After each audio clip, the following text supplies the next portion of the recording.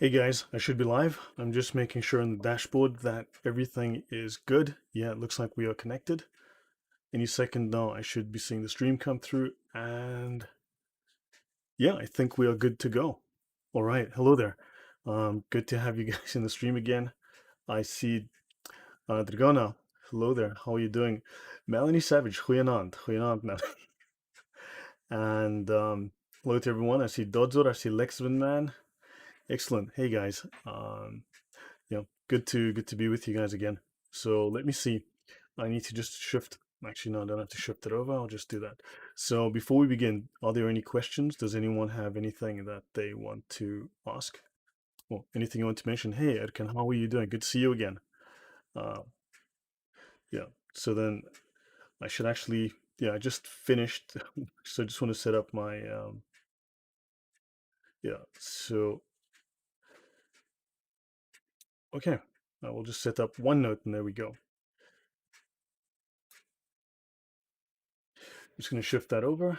I'm going to make this large enough.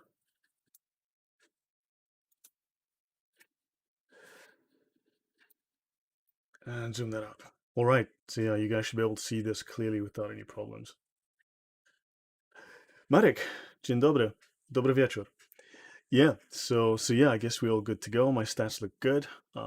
Everything is proceeding well. Yeah, guys. So last week we were talking as well about the Crusades. We were speaking about the Jihad. We were speaking about the Dobre. Yeah. So yeah, we were talking about how the Islamic Crusades are predicated on their ideology, how the Crusades were a response, a very necessary and critical response. And if they had not happened, Islam would have swallowed all of Christendom.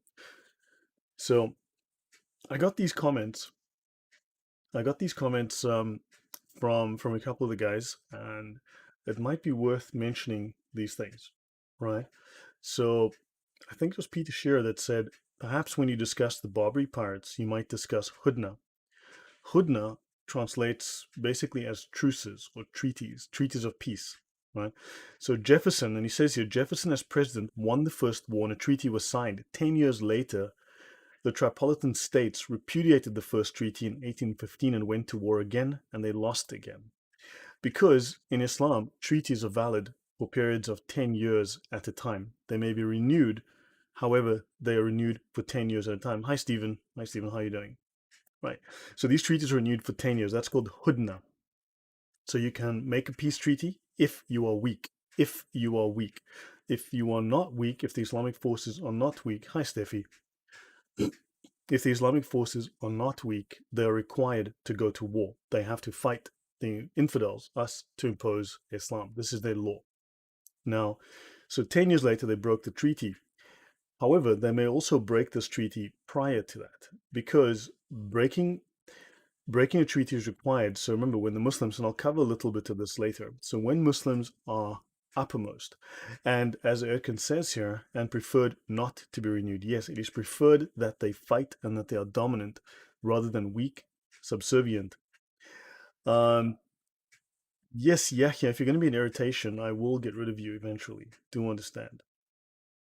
Now, it is preferred under Islamic law that they do not make peace. It is preferred that they actually fight. Hi, Villainous, how are you doing? Good to see you. So, if in under 10 years they gain sufficient military strength to actually attack, then they are to do so. Because it does say that if they are uppermost, they should then just go back to war. They should impose their will. And they are not to remain subservient to the Kafir. Then I've got another comment that said, remember, okay, Jefferson beat Tripoli. 10 years later, the Muslims broke it. And the second US Tripolitan War began. And the important issue is Hudna, I suppose, but the other is that the West has hidden the Muslim basis, and the Tripolitan Muslims are called pirates.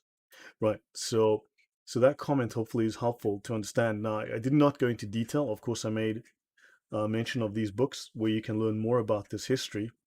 I would just refute when I feel you are not telling the truth. Now look, Yahya, you are an annoyance. You do work to distract. You don't listen to what is presented. You deny your own Sharia. You deny your own major scholars, the four Imams. You deny your own Sahih. right? Simply because you're a liar. You're a liar, and that's simply what it is, right? So if you say that I lie when I literally read out of your own Islamic texts from the four Imams who are supposedly infallible, unable to make a mistake, then you are saying that your own scholars are liars. Refuse to debate you and prove me. Well, how about you bring the Sharia? How about you show me from the correct Sharia manual, the ones that you use in your mosque, that your sheikhs use, that I am wrong? Tell me which school of fiqh is the correct one. And if you can't do that, because I want you to give me the full legal definition of jihad from more than one Sharia manual, provide me the full Shari ruling of jihad, right? Because seriously, you are just a miserable little liar. Show me the full legal ruling on jihad from the four schools. Do that. Why would I debate you? You are seriously, you are dishonest. You are incredibly dishonest. Now, yes, you're a troll and waste of time. So let's move on. Okay. So remember, this is what's left. What you see here is what is left of what was once Christendom. You know, unless you can show me the next words out of your mouth, right? The next words that you're going to show me is the Shari ruling of jihad from the major scholars. You will also show me the very next term that you will write is the definition of ridda. What is the ruling on apostasy in Islam? I want to see it. We all know what it is. I want you to show me from the Shari manuals, right? You will do that. Otherwise, I will not entertain any further comments from you. So you'll be put in timeout. Your very next comment will be the ruling on ridda, the ruling on apostasy, or the ruling on jihad from a legitimate, recognized Sharia manual. And don't try to fool me. I know these better than you do. Right, so now let's have a little, again, I'll recap a little bit of what was said. So hold on, Stephen Gilchrist said he doesn't have a clue what Islam teaches or he's practicing taqiyya. He knows nothing about Islam. He'll destroy him hands down. I'm fairly sure of that. And all he does is attack the Bible. He actually doesn't present the fiqh of the four schools. He needs to present the fiqh. He cannot do that. In fact, it's not legal for him to do so. He's unable to do so. Right. So now, so historian Bernard Lewis said for almost 1,000 years, the first Moorish landing in Spain in 711 to the second Turkish siege of Vienna, Europe was under constant threat of Islam. All but the easternmost provinces of the Islamic realm had been taken from Christian rulers. So North Africa, so what we had was something like 10,000 churches across North Africa were destroyed by the Islamic invasions. And remember, they must destroy what comes from the past prior to Islam. That is from the time of the Jahiliyyah, right? This is the time of ignorance, the time of barbarism prior to the arrival of Islam on the scene. So everything prior to Islam must be destroyed, must be removed, right? Must be wiped from the earth, because that is from the time of barbarism and falsehood. So Steffi Calligraphy says, right, they do this a lot, try to distract from the garbage on their own books by making pitiful attacks on the Bible, which almost none of them have actually read correct. And as we know, they've not even read the Quran. They haven't even read their own scriptures. So even less have they read the Bible. So understand they're repeating polemics which were written in the 13th and 14th centuries. So a man called Ibn Hazm first developed the anti-Christian polemics, the anti-biblical polemics. Now, not much. I will leave you in peace and comment another times. I don't wish to distract you, and you should be pleased now. Yes, we're very pleased. Everyone's happy that you're gone. So now Ibn Hazm developed the anti-Christian polemics, and he influenced students like Ibn Taymiyyah, one of the Sheikh ul-Islam, right, one of the 28 absolutely top scholars of Islam. Ibn Taymiyyah wrote a book on anti-Christian polemics, and I'll mention that later. Just remind me later to give you the name of the book. Then he had a student called Ibn Qayyim. Ibn Qayyim wrote a book as well on anti-Christian polemics. And I mean, I have covered it in my videos. Have a look at the videos. Yes, he's running already. And yeah, they've both written books, right, which have become the standard within modern Islam because they've both been translated into English and they're both over 300 pages and I've read them both and they were terrible reading. And I've done talks on them, especially Ibn Qayyim's book. So that anti-Christian polemic, all those arguments that Muslims are repeating, that even Ahmad Didat to a large degree was repeating, comes from Ibn Hazm to Ibn Taymiyyah to Ibn Qayyim.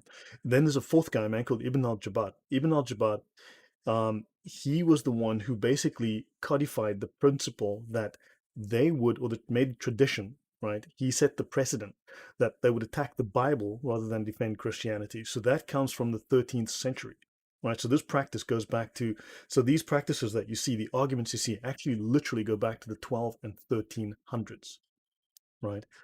So no, you don't. You just provide a verse and you misquote it. Yeah, yeah. Now look, I'm going to put you on mute and thank you. Have a nice day. Right now, as I said, the next thing out of your mouth, Yahya, needs to be the Shari ruling on Ridda, on apostasy, which is death, as we all know. And of course, the Shari ruling on Jihad from all the four schools, right? Pick one. And as we know, Jihad is to make war upon Jews and Christians to impose Islam, right? Now, so anyway, so I've mentioned Ibn Hazm, not much available of his writings, right? Not all of it's been translated into English, and it really was the fundamental basis, but it wasn't the most complete writings. Then you had his students who adapted it and improved upon it. Improved, if you want to call taking a dump on the Bible improving. And then, so then you've got Ibn Taymiyyah, Ibn Qayyim, and Ibn al-Jabbar, right? And Ibn al-Jabbar was the man who said, look, attack the Bible. Don't defend Islam, attack the Bible, because they know they can't defend Islam. Now, so Europe neutralized Islam. Europe effectively neutralized Islam, went bankrupt, right? Because they weren't able to. Oh wow! Thank you very, very much. I'm really grateful for that. Thank you very much for the tip. Thank you. That goes a long way, and I do appreciate it. So now, what we have is Europe. So the old man of Europe, the sick man of Europe, Turkey, went bankrupt, defeated by the Poles and the Austrians and Germans, 1683, chased out of Europe. That process alone took 16 years. All right. Now, what you have is they no longer had jizya, which they were taking from captured dhimmis. They no longer had tribute. They were stealing, extortion. Dhimmis and jizya, that's really just extortion, slavery and extortion, right? So they went broke because they don't produce anything. Islamic countries do not produce anything. The text search doesn't work on the downloaded copy. I know for some reason it, yeah, look for bookmarks. Okay, so here, so Erkan, on that point, I'm going to type in the chat BKMK. Do a search for that term. You will come across a bunch of bookmarks that I've added into the book. In fact, I should save my current copy. So if you do an advanced search on BKMK, what you will find is that all of my notes are prefaced with that. And you'll find I've added little text notes inside. And all of them reference my notes where I've highlighted particular things. I will show that in a little bit if you wait. I think I can do that. So Stephen, thank you very much. No one's coming as anonymous, but hey, thank you very much. I really appreciate it. Okay, so guys, so now we have some understanding about the Islamic polemics, and we've covered that, and I will do it if you want live in the future. I can certainly talk about it. So historian, so for some reason in Europe, I think that the trauma of having to deal with Islam was so terrible that people just wanted to forget about it. It's like the beaten wife, whatever. And we simply forgot about the antagonism of Islam, right? The hatred that Islam has indoctrinally towards Western civilization and Christianity. So as historian Hilaire Belloc observed, during the peak of the Western might and Muslim weakness, millions of modern people of the white civilization, that is the civilization of Europe and America, have forgotten all about Islam. They've never come in contact with it. They take for granted that it is decaying and that anyway, it is just a foreign religion which will not concern them.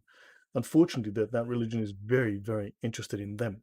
It is, as a fact, the most formidable and persistent enemy which our civilization has had, and may at any moment become as large a menace in the future as it has been in the past.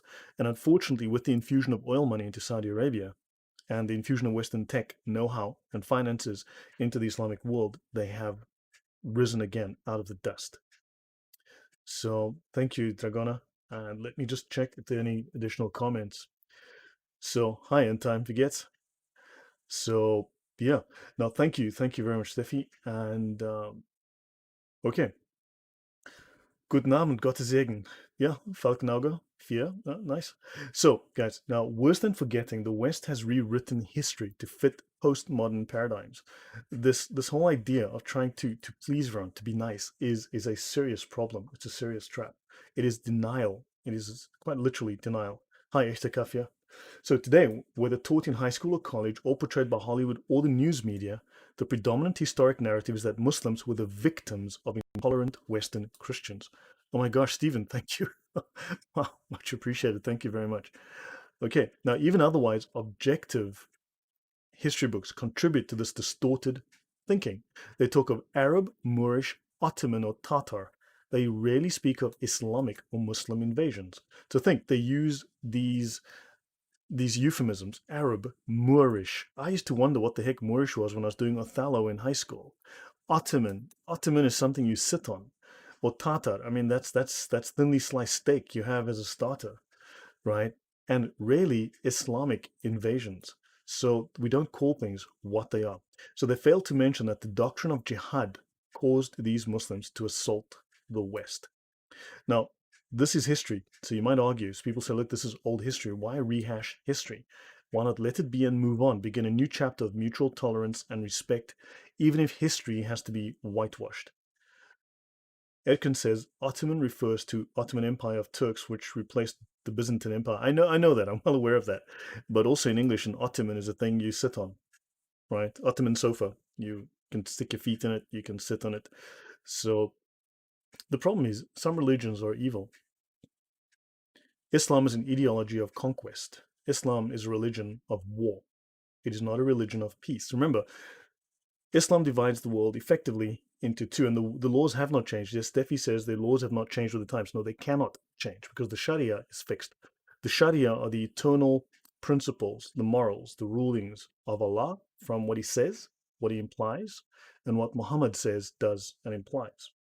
Right? That's the Sharia. And the scholars who've applied these principles, these morals, these doctrines, these ideas, these concepts to Islam, to the life of Islam, to the deen, who applied it to the life of the Muslim, that is the fiqh, right? That's the application of all these rules. So that's the fiqh. Now, this can never change, unfortunately. Don't forget the decrees of these scholars can never be changed, can never be abrogated.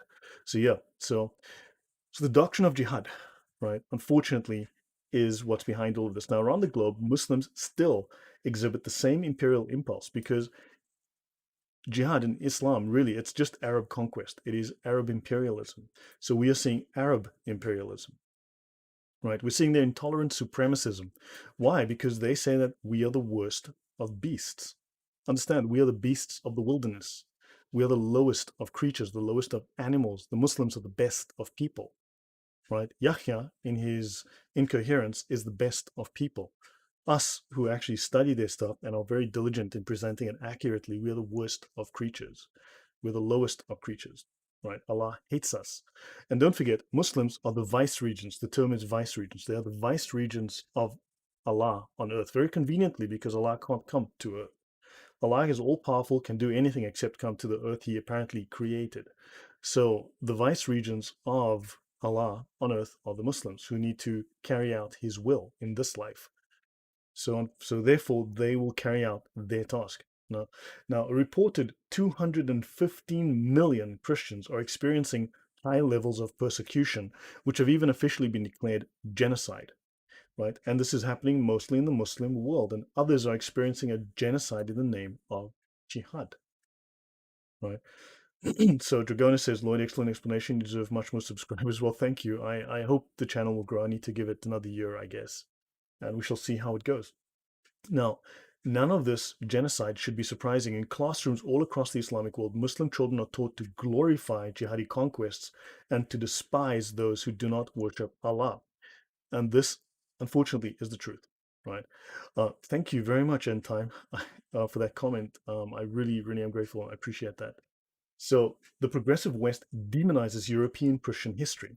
20 years ago, Christopher Columbus was a hero, and unfortunately today, he is painted as a villain, and unfortunately this has now infected our higher education institutions.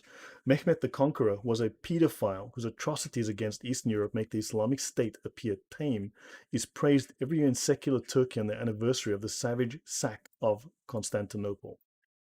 Right. Don't forget, guys, you can download a copy of my notes, everything that I have here, It's in the description, and you can view it, right? It's in a OneNote database online, and you can search it, you can print it, you can make a PDF out of it. It's all available for you to follow along, right? So all of us who ignore history, we are destined to repeat this history. And what does this say of those who rewrite history in a way that demonizes their ancestors? We have been taught as Westerners to hate ourselves. Now, I've got my feet in two worlds, half Africa, half Europe, right? So in that sense, I think I am somewhat exempt from this, and I can see the third world nastiness. I see it from that side of my mind, sees this and appreciates it for what it is, the danger for what it is.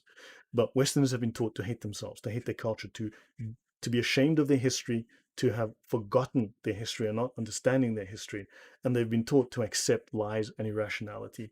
And we need to say no. Um, yeah, America made this. Well, Islam made this, the communists made this, and we were complicit in it by not refusing it, by not saying no, by not knowing our own history, by not knowing our culture, defending it, and also knowing our religious principles and not defending it. They praise Islam and talk trash about Christianity. Faithful Christian says that is true. Yes, unfortunately, that is true. Now, we demonize our ancestors, we whitewash the crimes of the persecutors of our ancestors. Okay? Are they collaborators? Are they traitors to their people? And unfortunately, the answer is more than likely yes, right? Now, Stephen Gilchrist, Surah 98:6, End Time 2016 says, Ich auch, schönen Abend noch, Gottes Segen. Okay, no, excellent. So, Sweden alone. Now, let's have a quick look. Now, in the book, The Sword and Scimitar, which I mentioned earlier above, the history recounted in Sword and Scimitar is not repeating itself. Sword-waving Muslims are not forcing their way into Europe. Rather, various Western European nations are opening their doors to and submitting, like good dummies to Islamic aggression. In Germany, in the United Kingdom, crime and rape have soared in direct proportion to the number of these. YouTube's probably going to ban me if I say things like this. So, in terms of the number of refugees, these particular refugees from the PC religion, right? I see people are saying, do you have roots in Egypt or Morocco? Falkenauge? Nein, ich komme aus Südafrika. Denn meine Eltern, die sind Südafrikaner, und etwa vor 150 Jahren kam auf meiner Mutterseite habe ich deutsche Familie, die kamen aus Schwaben, ich glaube aus Schwaben in den 1800ern, und die waren Farmer, die waren Bauer und die waren auch Priester. Ja. So, yeah, sorry to translate that. My family, my mom's side of the family, we have German roots to my mother's side of the family. And so they came out of, I believe, Schwaben or Bavaria. So, yeah, you can't tell just by looking at me, can you? So, yeah, you're welcome. Keine Ursache. Yeah. So, my mom's family originally, historically, comes from Bavaria. My father's family, historically, is a mixture between Dutch and Indonesian, as well as English. So a little bit mixed. Okay, so Sweden. So anyway, so what you've got is these countries are submitting willingly because they do not understand what they're dealing with. They don't understand the ideology. They've not taught it, and the problem with modern Christianity, with modern Westerners, we don't want to see evil. We don't believe in evil anymore. We want to believe the best of people. Unfortunately, we don't want to be uncomfortable. We don't want to accept the dirty and uncomfortable reality that we are dealing with something very, very violent, right? Something completely antithetical to our morals, to our principles, to our way of life, our way of thinking. Remember, we follow logos, right? That's our tradition, whereas they follow what is not logos. They follow will.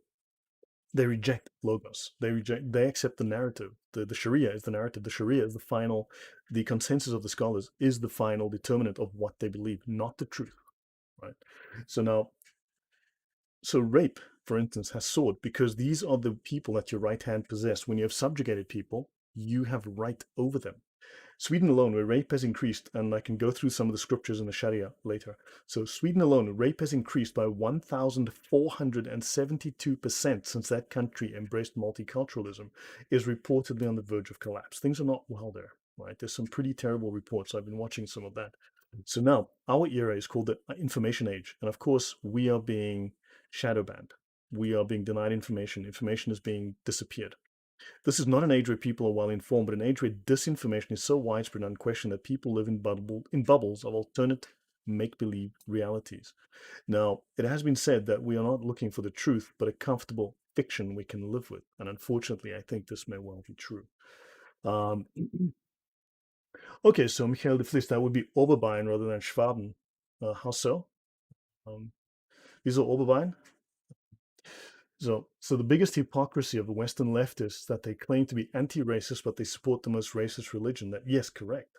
For instance, it is the death penalty to claim that Muhammad is black. Now, really, I mean, it's the death penalty. So yeah, they definitely have a thing against black people. So faithful Christian, welcome. And okay, now, so what about the Crusades? Now I'll say here, the obvious response to this question is, what about the Crusades? What about them? Right? And I've provided, as you've seen earlier, I've provided the summary, the précis. There were something like 500 attacks on Christian lands, 500, over 462 years, right? Before, oh, they don't wear lederhosen in all of Bavaria. Okay. Okay, yeah, you're right. So, so what we have is 462 years of naked aggression, 28 countries invaded at minimum, right? Before the Catholic Church says, look, we need to put a stop to this. Before the Byzantine Empire says, look, we need help. We need to do something. Help us, please. So understand, they were tolerant for 462 years and they lost. Unfortunately, we lost more than 70% of what was Christian lands. So Stephen Gilchrist says, yes, be careful. You are telling the truth, but be careful of YouTube. There are dummies. Well, look, at some point they will come for me. The purge is on, right? Now, I live in Mississippi and a white supremacist called me a mongrel. I know it was meant to insult me, but I thought it was hilarious. No, okay, well, fine, yeah. Um, yeah, I mean, technically I'm a little bit mixed. So, so violence committed in the name of other religions is logically unconnected to the question of whether or not Islam is violent. By mentioning the Crusades, the hope of the Islamic and the equally common Chrislamic apologists and atheists for Islam, so which is really weird. LGBT for Islam, atheists for Islam. It's amazing how atheists attack Christianity and can defend Islam. Are they really atheists? Are they really? And Chrislamic apologists, are they really Christians? I have to wonder sometimes. Now, by mentioning the Crusades, the hope of these Islamic and, of course, the Chrislamic apologists and the atheists for Islam is to draw attention away from Islamic violence and paint religions in general as morally equivalent. And that's something I will take a look at today. And unfortunately, no, there is no moral equivalence. Now, in both Western academia and media, as well as the Islamic world, the Crusades are viewed as wars of aggression, fought by bloody-minded Christians against peaceful Muslims. This, unfortunately, is a narrative war that, to a large degree, they have won. They have simply overwhelmed us with false information because there is nothing in the Sharia that teaches love for the kafir. That simply does not exist. So, okay, if there's any comments I need to know, let me know. Okay, great. Dejan, how was the book? Let me know. So while the Crusades were bloody, they are more accurately understood as a very late Western response. Remember, delayed by 462 years. So Muslim rule in the Holy Land began in the second half of the 7th century during the Arab wave of Jihad, and there were conquests of Damascus and Jerusalem by the second rightly guided Caliph Umar. So I'm going to pause here for a moment, and I'm going to go to um, um, right. So I want to bring this up, something I've been working on. So let me.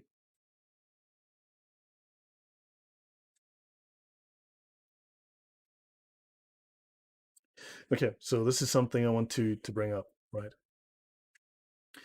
I want to talk a little bit some of the statistics in terms of religious wars. This is something that atheists love to bring up. They love to accuse Christianity of being uber violent, right? They will also absolve Islam of violence because those people, they're not Westerners, so they must be innocent, right? Now, you can see the links here, right? You can download some of these for yourself to view them for yourself. So I'm going to look at what is called the Encyclopedia of Wars. The authors are Charles Phillips and Alan Axelrod, and they document the history of recorded warfare, and from their list of 1,763 wars. Now note, this is not, okay, this is not a complete list. This is not a definitive list. They simply took major battles. This is not everything. Understood? Dayan says, book is great and Christians need to read it to learn what Islam did. It's only is missing part of the India invasion. They make a lot of, yes, they killed possibly up to 80 million Sikhs and Hindus. Yes, correct. So yeah, the invasion of India was probably the worst atrocity ever visited upon a nation in terms of genocide.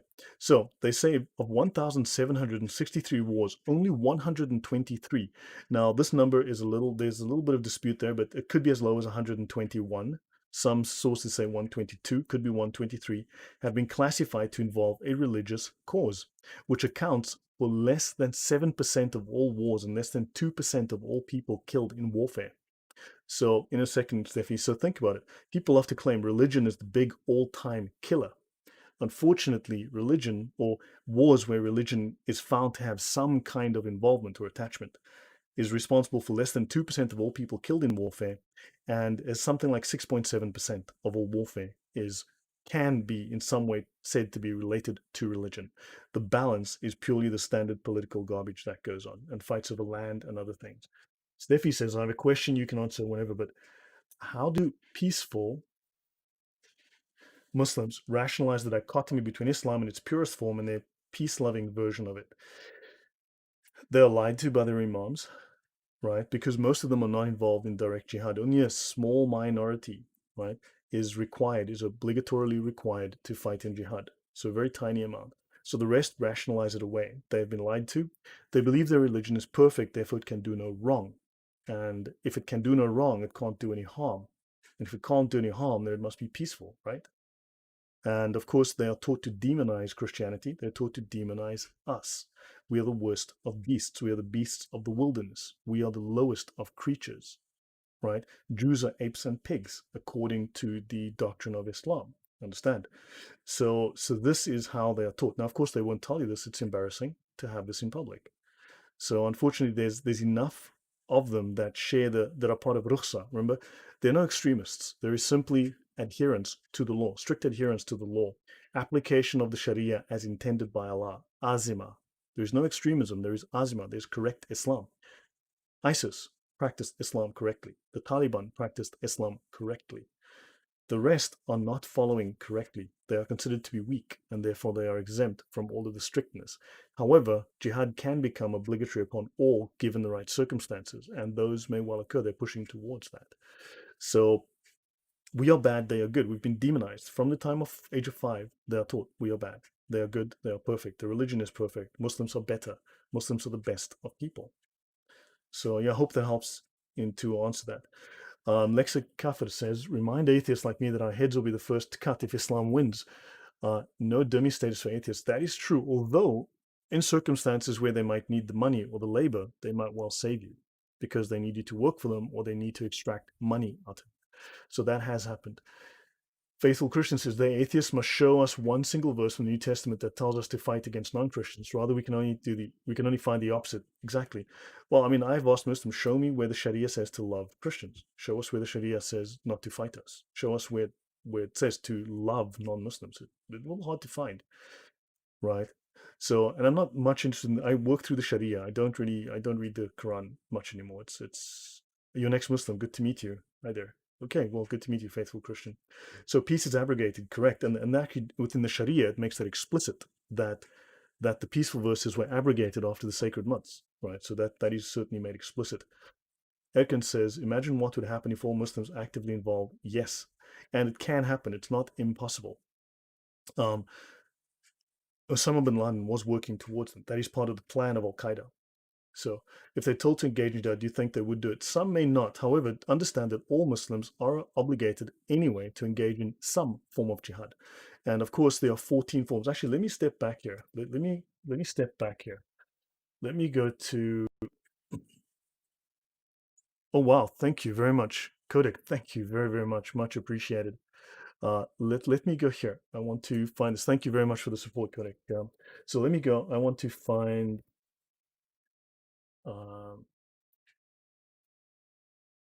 Okay, I'm going to bring up this for a second. I actually haven't read this in a long time. It's been probably a year or more since I've actually read this particular piece. But let me go through this. All Muslims are obligated to engage in jihad. Not all of them are obliged to engage in fighting. In fact, there's a rule against it that comes directly from the Quran. Okay, so out of every group of you, send only a troop. The rest must remain behind because they can't afford to lose everyone, right? And they also can't afford to make it obvious what they are doing. Yeah, that mythical small minority. So Ibn Qayyim's 14 categories. Now, don't forget, it's obligatory in Islam for a rich man to fund the jihad of others, right? It is obligatory if you have money to fund the jihad.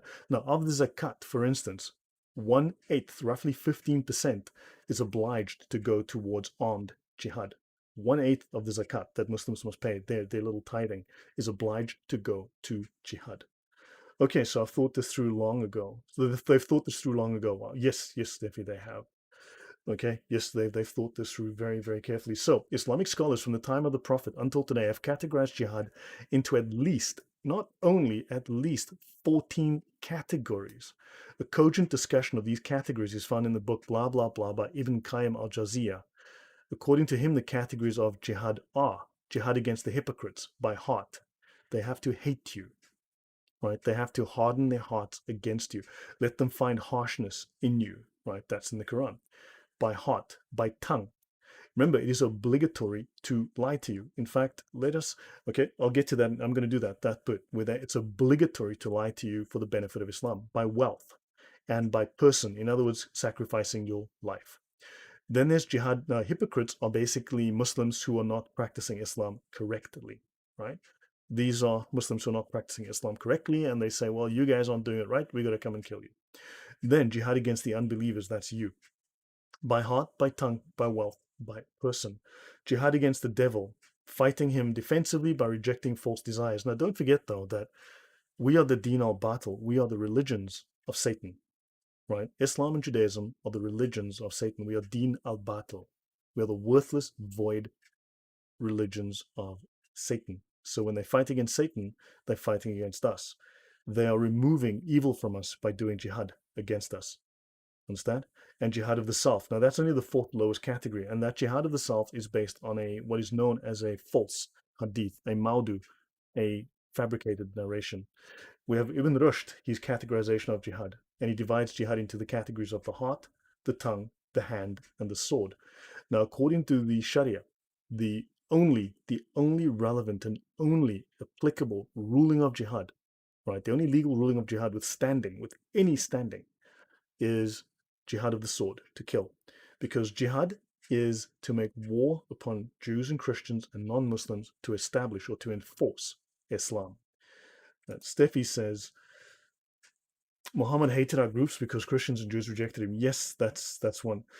Steffi says, now this reminds me of the Talmud a bit. Now, what is interesting is that the Sharia is effectively a ripoff of the Talmud. I've done various shows. They may still be on YouTube, although my friend's channel was removed.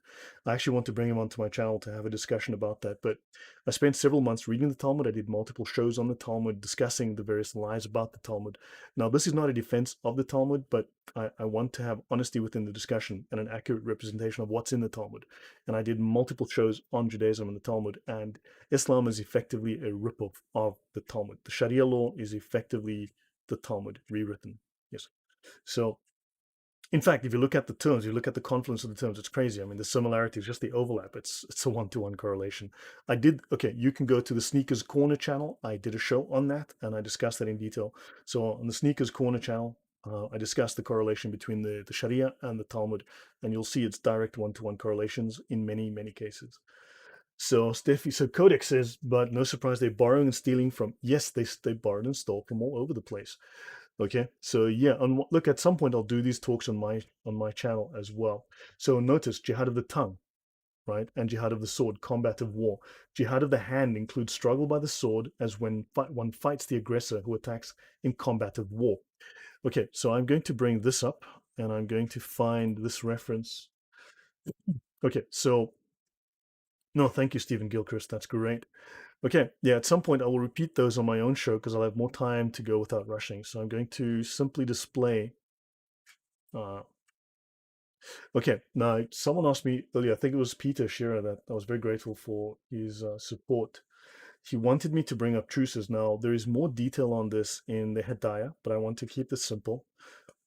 Truces, also known as treaties, known as Hudna, right? That's Hudna in Islam. As for truces, in sacred law, truce means a peace treaty with those hostile to Islam. Now, This does not mean that we are actively and aggressively hostile, that we are looking to do them harm physically. It means that we do not accept Islam. We are hostile to the message. And it involves a cessation of them fighting us for a specified period, whether for payment or for something else, the Daimgeld. The scriptural basis for them includes such Quranic verses as an acquittal from Allah and His Messenger, Quran 9:1. If they incline towards peace, then incline towards it also. But this doesn't mean that if they are peaceful, don't fight them. It means if you fight them and they have the gall to fight you back and then they stop fighting, well, then, accept that, So if you fight them and these bastards actually go and fight you back, these nasty people who fight back against you killing them, horrible people, then give up, right? That's what that means.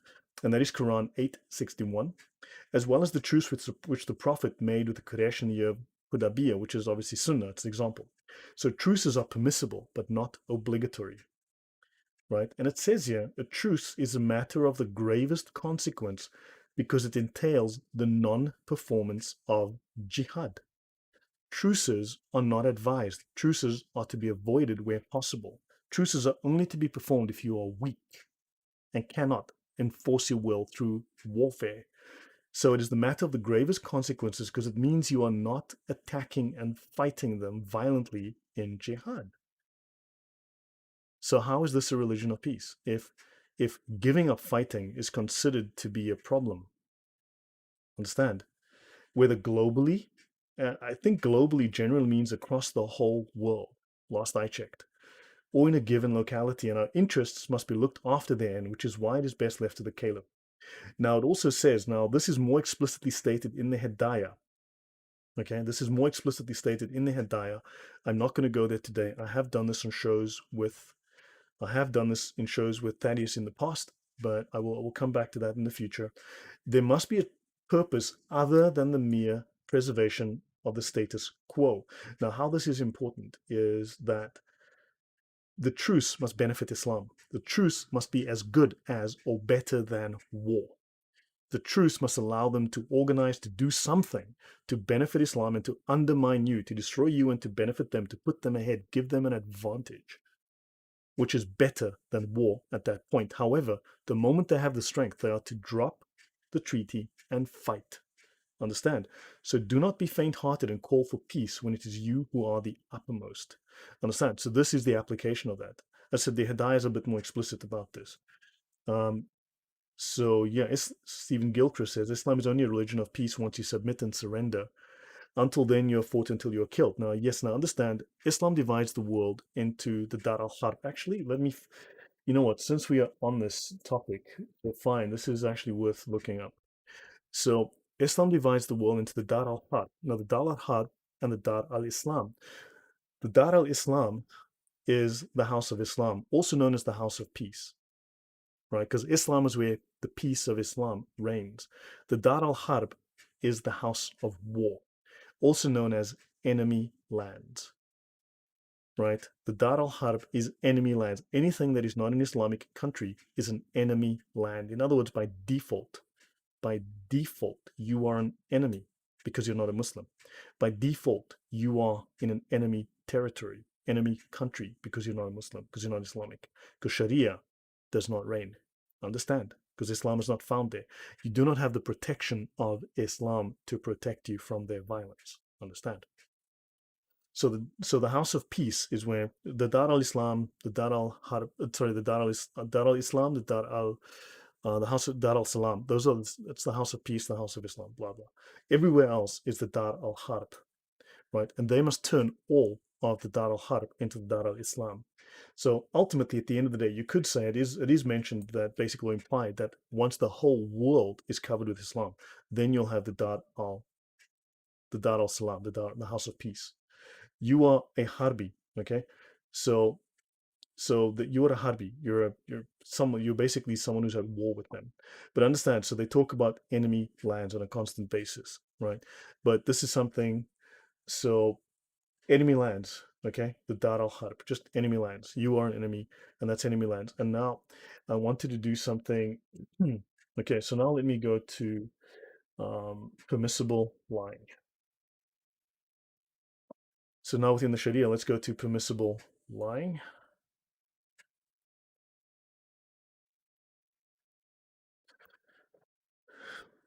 think it's R 8.2, but good grief. Okay, there we go. Permissible lying. Found it. Now, Islam, for instance, Yahya and everyone will say, no, we don't lie in Islam, which is a lie. It's amazing. They lie about lying. In Islam, it's legal to lie about lying. It's crazy stuff, right?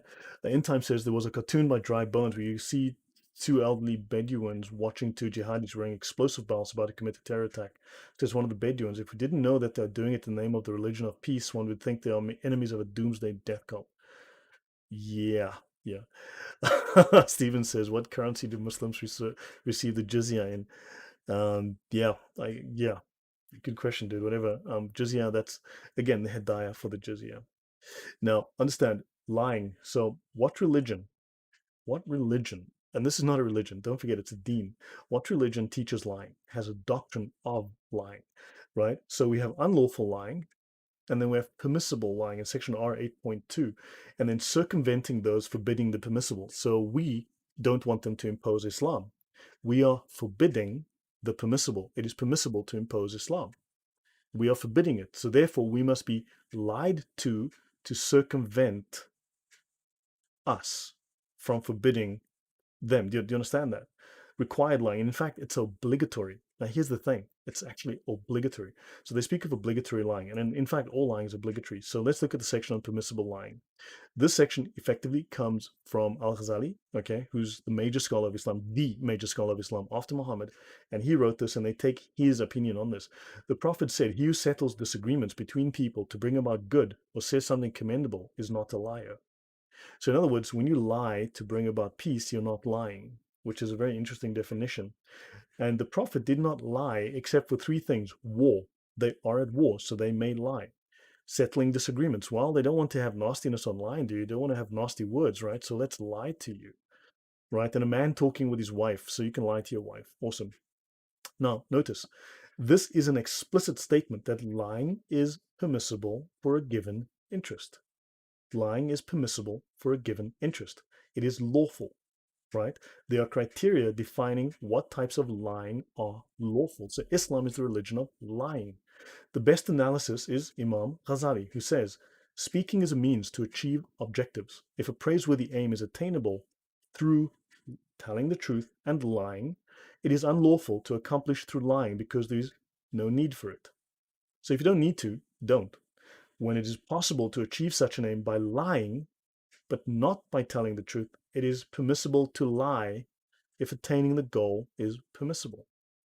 So if it is permissible to attain the goal, if Islam says, well, if you can convert someone to Islam, then it's permissible to lie to him because the goal is permissible, right? And of course, when the purpose of lying is to circumvent someone who is preventing one from doing something permissible, right?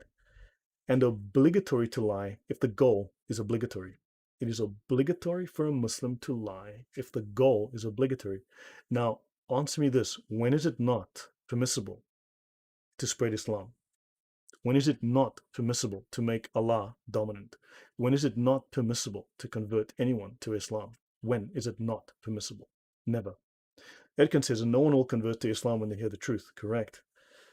Kodik Mana says, I thought the Muslims believe in the Torah as well. Haven't they ever come across Exodus 20:16? Just quote me that because I don't know the Bible offhand, but they claim to supersede Moses. Don't forget, they claim to supersede.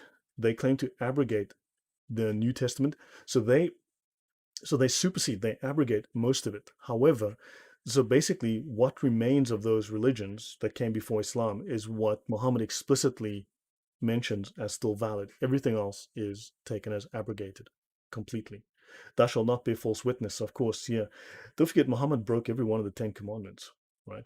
So understand, so it is obligatory for a Muslim to lie if the goal is obligatory, right? I hope that, do you guys have any questions, anything you want me to get to, anything that's important for you? Yeah, okay, so now there was something else I wanted to get to as well. There was another section. Oh, yeah. Actually, let me go. Let me go here. So I want to skip to the Hedaya, okay? And I want to cover this. Now we're talking again about the jihad, right? Why they commit jihad. And The Hedaya is far more detailed. If Islam is the truth, so Stephen Gilchrist says, if Islam is the truth, what's with all the lies? Because it's not predicated on logos, it is predicated on will. Understand? Allah is a makkar, right? Allah is a makkar. I covered this yesterday in the show. Allah is a makkar. So to limit Allah is to sin, because Allah can do anything. Allah can do everything. Now don't forget, Yahweh cannot do contradictories. God cannot lie. God cannot be untruthful. God cannot do sin and evil because he's perfect. He's good. He is the epitome of good and the epitome of truth. To say that Allah can't do something is to sin against Allah, because Allah can do anything. So Allah is will, which means Allah can sin, Allah can lie, Allah can do evil. That's why Allah can be a makkar. Right? That's why he can lie. Yeah, thou shalt lie to spread Islam. Deceiver, exactly. He's a deceiver. So they must have a different codex of the commandments. They reject. Islam is a rejection. It's an inversion of Christianity. It's an inversion of the New Testament. It is a reaction to. And in fact, it's very Islam is a Gnostic religion. If you read the Sharia, you start to get into it, you will see blatantly it states Islam is a Gnostic religion. There are strong elements from Marcionism, there are elements from Manichaeanism, there are elements from Gnostic sects of Judaism. You'll find words and phrases and things that are related to that all throughout it. But the scholars, it's a cult. It's an occult religion that's based on Gnosticism, right? And it's a mishmash of a whole bunch of things. So this is the Hedaya. This is called it's book 9, page 140. It is called the Institutes. Okay, and here they speak of the rules of war. So they will speak of, and I've mentioned this before, but I guess repetition is important, on the manner of waging war. And the Sirah is about the Prophet in his wars, and his wars, whatever he did was right. So war is sufficiently observed, the sacred injunction concerning war is sufficiently observed when it is carried on by any one party or tribe of Muslims. It is then no longer of any force with respect to the rest. So Steffi and Stephen and some of you asked, not all of them, no. When some do it, the rest are no longer required to do it. War must be carried on against the infidel. Now notice, see this in blue. War must be carried on against the infidels at all times by some party of the Muslims. War must always be carried out. Always. And it says here, it is established as a divine ordinance by the word of Allah. I have no idea why. So it is established as a divine ordinance by the word of Allah, who said, slay the infidels. And also by saying of the Prophet, war is permanently established until the day of judgment. Right? For the purposes of advancing the true faith. The purpose of Islamic Jihad is to advance Islam. So they speak of ordained war to be waged against the infidels, known as the Holy War. Right. So let me see, I had some comments. How can they prefer Allah over Yahweh? I'll never understand. But Jesus predicted Islam hundreds of years before it was born. The spirit of the Antichrist, those who would kill Christians as a service to God. Unfortunately, that is precisely the case. They believe they are doing good. If you read through the Hedaya, they believe they are doing good. They're doing right. They're wiping evil from the earth. So I'm curious to know, in the context of lying and it being a sin to bear false witness, what is the equivalent in Islam to the commandments of God? No, every single rule under hiyal, under the principle of hiyal, which is a means that they use. Hiyal is legal. It's legal trickery. So it's probably their primary form of lying, right? Hiyal. HIY. I have a show on the channel. Have a look. I discuss this in detail. Hiyal allows them to break every single law, rule, promise, oath, contract, treaty. There's nothing in Islam that cannot be broken. Nothing. Not a single thing. It does not exist. Understand? So there is no absolute principle. Everything is permitted. Everything is permitted. Understand that. Okay? So Nicholas Paulson's just got home, will not join this live stream, but instead watch from the beginning later. Haven't had sup yet. Me neither. I will take a break soon. The only pop I say, hello. Thank you very much. Much appreciated, Nicholas. Thank you very much. Try to buy the Sirah translated by Alfred. You don't have to buy it. I have links to it. Check in my other shows. I've got links to it, and I can actually find you the link to the Sirah. I have all of these books, so I can provide you with a download link to all of this. I wouldn't say religion is treachery, Stephanie, but some religions are evil. A religion of treachery. Yes, yes, yes. Religion of treachery. There's no absolute principle. Yes, there is no absolute principle. It's will. Yahweh is logos, reason, logic. Allah is will. It's a completely different concept of the universe, of rationality. Hey, Veronica. Yeah, you're late. Do you have a note? Okay, if you can just send me the note as to why you are late. Let's have a look. Understand, Muslims making war. Okay, so if Muslims make war, okay, some Muslims, if a single tribe, the obligation is no longer binding upon the rest. However, if no Muslims were to make war, the whole of the Muslims would incur the criminality of neglecting it. The criminality of neglecting it. Okay, I'm going to skip ahead. The Prophet has said, we are directed to make war upon men until such time as they shall confess there is no God but Allah. Understand? They pay the jizya, and if they pay the tax, war is terminated. So infidels, okay, actually, let me go ahead. Let me just go back here to something in case there was anything I missed. No, let's have a look here. Notice it says in the red, people will perceive that they are attacked for the sake of religion. They must perceive that they are attacked for the sake of religion, not for the sake of taking their property. On this consideration, it is possible that they may be induced to agree to the call in order to save themselves the trouble of war. If a Muslim attacks infidels without calling them, he's an offender. So if they do not call you to Islam and attack you, they are offending, right? They're breaking the law. It's forbidden. But yet, notice how nothing is sacred. If they do attack you and he kills you, he slays you, and he takes your property, there is no atonement, because that which protects, namely Islam, does not exist in those whom you killed. This is the Hedaya. Let me just go. This is I'm on page 158. So let me go up here. This is the Hedaya. This is the most important book of Sharia within the Hanafi school. This is the jewel of the Hanafi school. This is the crowning jewel of the Hanafi school of Fiqh. This is the major accomplishment of the mujtahids, of the fuqaha of the school, of the Hanafi school of jurisprudence. This is their prime. This book is literally still in use in various countries today. It's still in use in Pakistan, for instance, Sri Lanka, Bangladesh. It's still in use in Islamic courts. In fact, the Supreme Court of Pakistan still uses this. The court system still uses this book. This is volume 2, by the way. Okay. Okay, so yeah, so where was I? I just lost my page number again. So let me go here, see if I can find my page number. Um,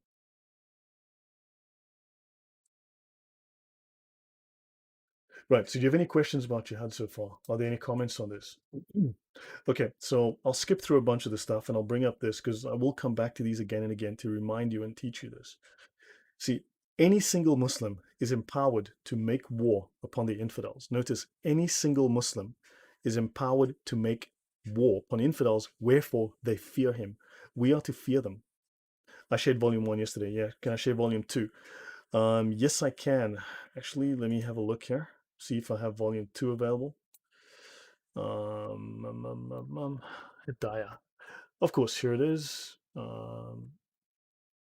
Hedaya volume 2. So I'm going to send you this link, which is to archive.org. So I'll send you 2 links. This is archive.org is where you can find a bunch of these things. So this is the Hedaya volume 2 on archive.org. And this is my personal copy link. This is my personal link. Okay, this is to the actual PDF I'm reading from with all my notes and annotations and such. That's this one. Archive.org is a great resource to get anything. So understand, we have to fear them. They must make us afraid. Wherefore they fear him. Because the object of fear is the object to which to look for protection. The object of fear, the thing you fear, is the thing that you need to go to for protection. And a single Muslim is the object of fear. Right, so any questions or comments so far? Okay, so this is the Hedaya volume 2, right? And it goes into incredible detail on dhimmis, jizya, jihad, as well as slavery. If you want to find out about slavery, this is the book to find out all about Islamic slavery. Right. So any questions? Successful with terror. Yeah, but this goes well beyond this. It doesn't just have a verse. It actually goes into deep detail, explaining exactly how they do all this. Okay, there's loads of books that I can come to. So, for instance, there's Jihad is the Way, right? Leader of the Muslim Brotherhood, right? Something like this. There's this fantastic book, The Virtues of Jihad, The Shortest Path to Paradise, right? You have wonderful by Maulana Muhammad Masood Azhar, right? And this is a modern guy. This is written recently, right? Fairly recently. We Muslims cannot renege in our responsibility and should make haste to join the army of Allah in the struggle to elevate Allah's word and the implementation of Sharia. So we have to motivate and urge the believers towards the forgotten obligation of jihad. Yeah. Muhammad said people fear him if his, yeah, in other words, no, they must be so afraid of him as if their fear must be a month's journey long. The fear must extend that far. They must be that afraid. Now, notice this is an instruction manual, right? This man has caused a lot of problems in India and Pakistan. There is no deed equivalent to jihad. The mujahid, this is the one who fights in jihad, is the most superior of Muslims. He's the most superior in terms of his devotion. To wish for children for the cause of jihad, to have children to make jihad, the reward of spying in jihad. Let's have a look. The purchasing of weapons for jihad. Now, if jihad is about inner peace, what kind of weapons do you need for that? The glad tiding of fighting against the Jews. The order to fight and to take a pledge of allegiance for death. Fantastic stuff. Okay. I have a show on this, on the virtues of jihad. You can have a look at it. I don't do the whole book. I just do a little bit of it, but it's on the videos on my channel, the virtues of jihad. Okay. So, oh, Hindus, do not think that the Mujahideen are weak. If you will shoot one bullet, the Mujahideen will answer with a rocket launcher because we are propagating the work of jihad. And he is now, this guy is happy because we are seeing a true Islamic state in Afghanistan under the Taliban. The literal definition of jihad, which means to make substantial effort, but to make the utmost effort, blah, blah, blah. But now he says, so that's the literal, the colloquial definition of jihad. And I'll end up soon, guys. But the explanation of jihad in Shari terms, the scholars of jurisprudence have agreed that jihad means to fight in the path of Allah or anything aiding this cause. Okay? Jihad means, in Hanafi fiqh, jihad means to be involved in fighting in the path of Allah by one's wealth, life, and speech. Again, jihad of the tongue, jihad of the sword, dying, killing and dying, and jihad with wealth. The Muslims are to fight the kuffar in Maliki fiqh to advance Allah's religion, Shafi fiqh. The meaning of jihad in Shari terms is to make the utmost effort of fighting in the path of Allah. In Hanbali fiqh, jihad means to fight against the unbelievers. They do what the leaders say, correct? Coco Jasmine, average Muslim is not aware of the depth of Sharia law and complexity of jihad. No, they are not. And no, we need to get this out there. So the ruling of jihad from Imam Saraksi, jihad is obligatory and commanded by Allah. Any person who denies jihad is a kafir, and people who doubt the obligation of jihad have gone astray. That's from the Fatul Qadir. Look, there are victims, Coco. I will say that, yes, they are victims. They're still very, very dangerous. They're still incredibly, potentially dangerous. So, for instance, someone who is a mass murderer, someone who is a serial killer might have been abused by his parents. He was a victim. But he might still kill 30 people. Understand? That doesn't take away the danger. So he speaks of offensive jihad. Okay. And don't forget that the commencement of the attack is preferable. It's preferable that they attack you. The Muslims are to fight against you. Offensive jihad is fard kifaya. It is an obligation that is communal, right? Falls upon all the Muslims. It is to ensure that the kafir remains terrorized so that the message of Islam can be conveyed without obstruction. One group of Muslims fulfill this obligation on behalf of all Muslims. And if there are no Muslims fulfilling this obligation, then everyone is considered sinful. Understand? The same message repeated. This goes from the Reliance to the Hedaya to all of them. I mean, you can go to multiple Sharia manuals. And let me just continue with this nonsense. We go, yeah, enough of that. This book, yeah, it's available on the video. So understand, you'll find definitions of jihad. And yeah, anyway, so enough of that. Right, so guys, I should end here. So we were speaking about what it means. Okay, so I'm just gonna close Adobe Acrobat, back to OneNote. Right, so understand, we've got these different kinds of jihad. And the next show, when I talk about this, I'll finish up my talk on the Crusades. Right, and what I'll do is I'll probably switch and go to a talk on, right? I will probably, once I finish this, the next time I do a show, we'll see when that is. The next time I do this, I will then probably switch to Islamic slavery, and we'll start talking about the phenomenon of Islamic slavery and how it's fully legal, and just that they have run the largest slave trade on earth, the most vicious, nasty, biggest amount of slaves in history. It's insane. So yeah, final comments. Michael says, is this stuff common knowledge to Muslims? Michael, I don't know. You know, it's hard to tell. It's really, I think to some degree they know. I think it's implicitly or explicitly they know, but they turn a blind eye to it. They can't admit it to you anyway. Understand? They can't betray Islam. They can't besmirch Islam. They can't make the religion look negative. They would be then at they would be sinning. They would be committing a crime, and they would be guilty of blasphemy. So understand, it's really, really hard to tell. I think they are more knowledgeable of this than we are aware of. I think they just lie. They lie to themselves, they lie to us. It's hard to tell. In many cases, they are ignorant. Yes, but are they lying to us? We don't know. It's hard to know. Understand? I'm assuming they do know. Actually, if I had to make a guess, I'd lean towards yes, they do. Maybe not explicitly, not every word, but they get the gist of it. They know. Now, they also do what their leader says. Erkan says, yeah, you're seeing a religious legal ruling explicitly ordering terror. Yes. And Coca Jasmine, is this the result of seeing the world as black and white, Muslim versus? Yes, it's very much the case. The Dar al-Harb versus the Dar al-Islam. Them versus us. It's that simple. And yeah, it goes on like this. So yeah. So guys, yeah, so we can just end off here, right? So they imposed the jizya. They made dhimmis out of the Christians and Jews who were in Jerusalem at the time, who were in the Holy Lands at the time. Okay? Now, being a dhimmi is a terrible, terrible fate. Understand? So we can cover that another time. It's in depth in the Hedaya. I've given you the links, so use that. I can post those in, and also this book that I showed, The Virtues of Jihad, just a little bit. Ibn Taymiyyah is the main scholar in Sunni Islam who has defined the rulings on jihad, right? He is the main scholar. Actually, if I bring up Ibn Taymiyyah's book, you'll see, but yeah, for another time, guys. So yeah. Okay. So guys, I don't know when I should make another show. Possibly I can do one tomorrow to do another show, but I might, next Sunday, I'm not available. I can be available next Monday evening, but next Sunday, I am not available. And yeah, I might try and fit in one more this week. And also I have to move my talk with Shamun Kakan. I need to move that. It seems I have to work a little bit later than expected on Thursday.